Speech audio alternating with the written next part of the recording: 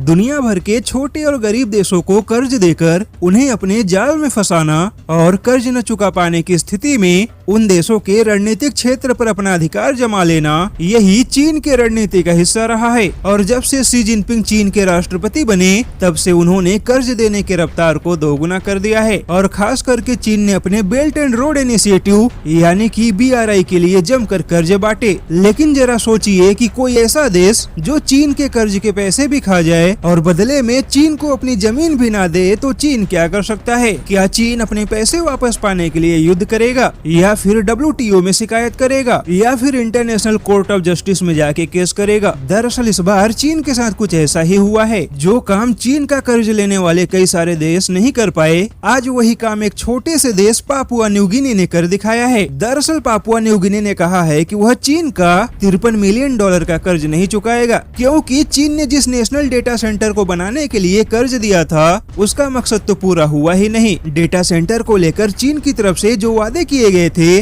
उनमें से एक भी वादा पूरा नहीं हुआ। और चीन की तरफ से बनाए गए डेटा सेंटर से जब देश को कोई फायदा ही नहीं हुआ, तो फिर हम चीन को कर्ज क्यों लौटाएं? पापुआ न्यू गिनी ने चीन को दो टूक जवाब दिया है कि जब किसी दुकान से सामान खरीदे जाते हैं और वह सामान ठीक से काम नहीं करता, तो फिर सामान को वापस करके पैसे ले लिए जाते हैं। ऐसे ही चीन का data centre Papua New Guinea के किसी काम नहीं आया, तो अब चीन अपना डेटा सेंटर वापस ले जाकर अपने पैसे की भरपाई कर ले। पापुआ न्यू गिनी ने कहा है कि हमारे पास पहले से ही कर्ज है, ऐसे में चीन को कर्ज देने के लिए हमारे पास फालतू में पैसे नहीं है। वैसे देखा जाए तो यह पापुआ न्यू गिनी जैसे छोटे देश का चीन को बहुत बड़ा तमाचा है। और ऐसे ही चीन से कर्ज लेने वाले सारे देश पापुआ न्यू गिनी के रास्ते पर निकल पड़े तो यकीनन चीन की हवा निकल जाएगी।